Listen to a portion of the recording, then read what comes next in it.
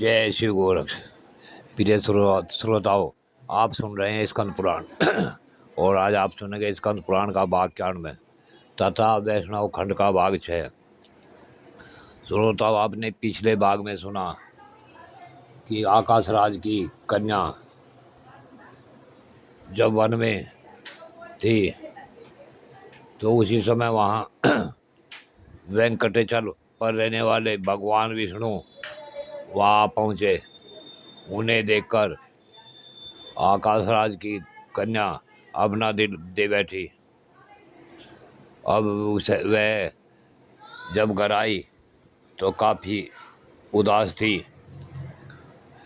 उसे देखकर राजा ने ब्राह्मणों को बुलाकर पूछा कि ब्राह्मणों बताओ, हमारी राजकुमारी को क्या हो गया।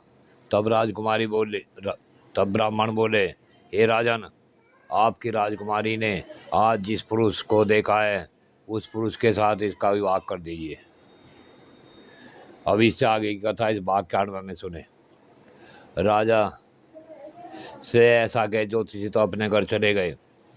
तब आकाश राज ने वैदिक ब्राह्मणों को बुलाकर आदरपूर्वक कहा कि आप सब लोग देव मंदिर में जाकर वेद मंत्रों के साथ भगवान शिव का महाभिषेक करो और फिर राज महल में रहने वाली कन्याओं को बुलाया और कहा कि तुम सब भगवान के महाभिषेक की सामग्री जुटाओ।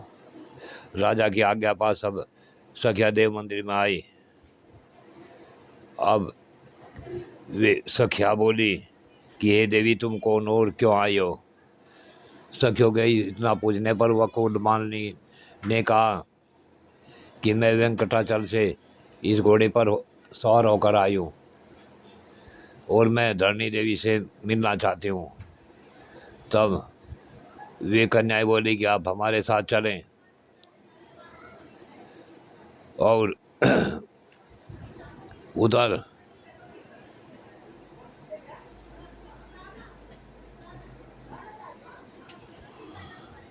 वह धरणी देवी अपनी पुत्री से बोली कि तुम किस चिंता में खोई हुई हो।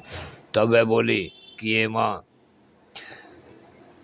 जिनके मनोरम लक्षणों का वर्णन करती हूँ सुनो। जो वेदों के स्वाध्याय में तत्पर होकर सदा वैदिक धर्म का अनुष्ठान करते हैं, सत्य बोलते हैं, दूसरे के दोषों को नहीं देखते, जो सब प्राणियों के प्रति दया भाव से युक्त होकर सबके हित में संलग्न रहते हैं, जिस किसी वस्तु से भी जो संतुष्ट रहते अपनी स्त्री के प्रति अनुराग रखते हैं, भय और क्रोध से दूर रहते हैं, जो ऐसे लक्षण से युक्त है, मैं उन्हीं परमेश्वर से मेरा प्रेम हो गया है, मेरा मन उन्हीं से मिलना चाहता है। माँ, भगवान विष्णु के सिवा और किसी वस्तु की मुझे कोई इच्छा नहीं है। माता के ऐसा कहने पर दैन्य दशा को पहुंच हुई कमल नयनी पद्मावती चुप हो गई। पुत्री की बात सुन धरणी देवी ये सोचने लगी, भगवान विष्णु कैसे परेशान होंगे। उसी समय वे कन्याएं वहां पहुंची और वरुक मालिका के साथ धरणी देवी का दर्शन करने के लिए आई। तब धरणी देवी ने उन मनुष्य कन्याओं से पूछा, बताओ ये श्रेष्ठ कन्या कौन है। वे कन्याएं बोली, महारानी यह देवी वास्तव में दिव्यांगना है और किसी कार्य से आपके पास आई है। यह हमें भगवान शंकर के समीप मिली थी। तब हमने कहा, जब इसने तुमसे मिलने की इच्छा की तो तब हमने कहा तुम हमारे साथ चलो। इस प्रकार ही आपके समीप आई है। तब धरणी देवी ने पूछा, तुम कौन, कहाँ से आई हो, तुम्हें क्या काम है। तब वकुल मालिका बोली, महारानी मैं वेंकटाचल से आई हूँ। मेरा नाम वकुल मालिका है। हमारे स्वामी भगवान नारायण सदा श्री के वेंकटाचल में निवास करते हैं।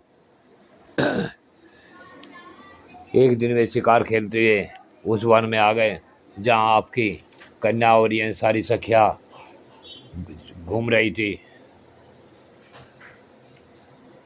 तब इन कन्याओं को देख हमारे प्रभु भगवान विष्णु ने इनसे पूछा, तुम कौन हो, कहाँ से आई हो।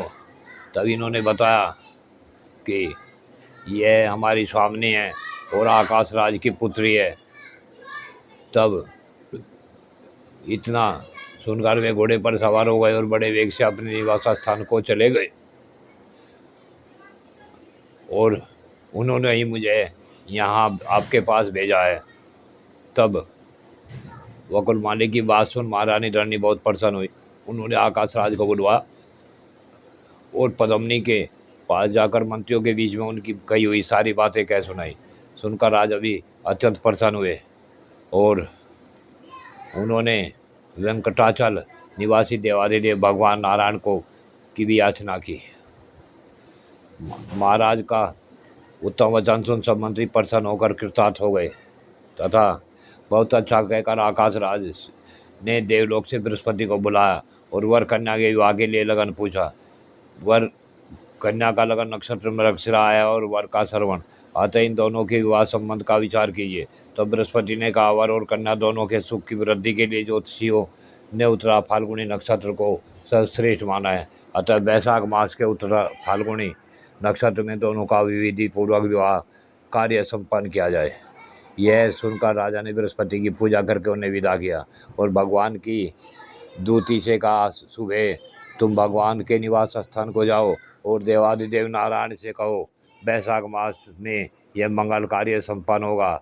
आप वैवाहिक मंगलाचार संपन्न करके यहाँ पधारे। जय शिव गोरक्ष। प्रिय श्रोताओं, आज की कथा यहीं पूर्ण होती है और भगवान नारायण का विवाह पद्मिनी के साथ अगले भाग में सुने। जय शिव गोरक्ष।